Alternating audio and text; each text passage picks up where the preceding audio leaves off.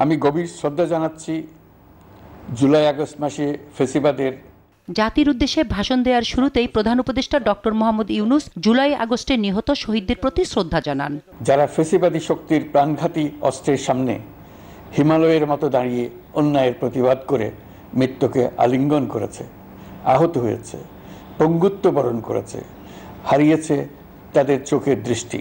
বক্তব্যে প্রধান উপদেষ্টা শহীদ পরিবারের সদস্যদের দেখাশোনা ও আহতদের সুচিকিৎসার জন্য জুলাইয়ের গণহত্যা স্মৃতি ফাউন্ডেশনের সবার সহযোগিতা চান। এই ফাউন্ডেশনে দান করার জন্য দেশের সকল মানুষ এবং বিদেশে অবস্থানরত বাংলাদেশিদের আমরা আহ্বান জানাচ্ছি। এ সময় প্রধান উপদেষ্টা 16 বছরের দুঃশাসনের কথা স্মরণ করে বলেন, ভঙ্গুর অর্থনীতি নিয়ে এই সরকারের যাত্রা শুরু। ছাত্র শ্রমিক জনতার বিপ্লবের পর যে অর্থনীতি আমরা পেয়েছি সেটা নিয়ম নীতিবিহীন দ্রুত ক্ষীয়মান একটা অর্থনীতি। মুদ্রাস্ফীতি নিয়ন্ত্রণে রাখার নানা কৌশলের কথা উল্লেখ করে প্রধান উপদেষ্টা নিত্যপণ্যের দাম সহনীয় পর্যায়ে রাখতে এনবিআরকে দেয়া নির্দেশনার কথা জানান।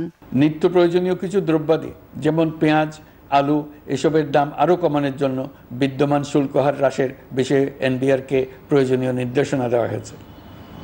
ইতোমধ্যে এনবিআর পেঁয়াজ, আলু ও কতিপয় কীটনাশকের ক্ষেত্রে আমদানি শুল্ক হ্রাস এবং ক্ষেত্র বিশেষে রেগুলেটরি শুল্ক প্রত্যাহার করে এসআরও জারি করেছে।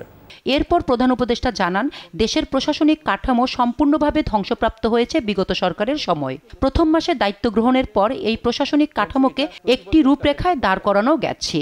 ধ্বংস হয়ে পড়া একটা জনপ্রশাসনকে নিয়ে যাত্রা শুরু করেছি।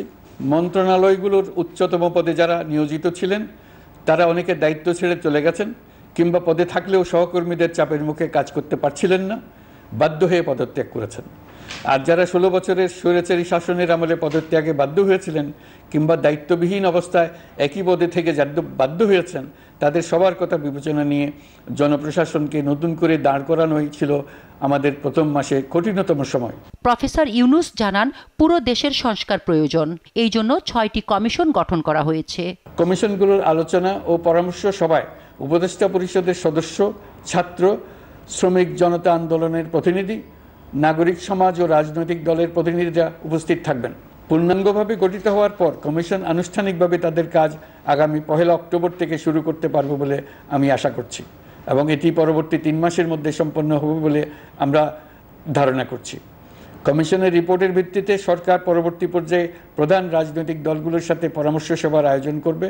চূড়ান্ত পর্যায়ে ছাত্র সমাজ, নাগরিক সমাজ, রাজনৈতিক দলের প্রতিনিধি, সরকারের প্রতিনিধি নিয়ে ব্যাপক ভিত্তিক 3 থেকে 7 দিন ব্যাপী একটি পরামর্শ সভার ভিত্তিতে সংস্কার ভাবনার রূপরেখা চূড়ান্ত করা হবে। আলোচনা করে পোশাক শ্রমিকদের সমস্যা সমাধানের আশ্বাস দিয়েছেন প্রধান উপদেষ্টা।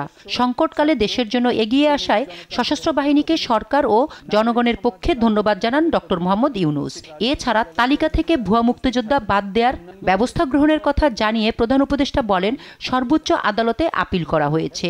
জানান, সাগররুনি হত্যা সহ 5টি গুরুত্বপূর্ণ মামলার দ্রুত নিষ্পত্তির জন্য ব্যবস্থা নিয়েছে সরকার। সাংবাদিক সাগররুনি হত্যাকাণ্ড সহ বহুল আলোচিত 5টি হত্যাকাণ্ডের তদন্ত ও বিচার। শামিমা আক্তার, দেশ টিভি, ঢাকা। দ্রুততম সময়ে নিষ্পত্তির জন্য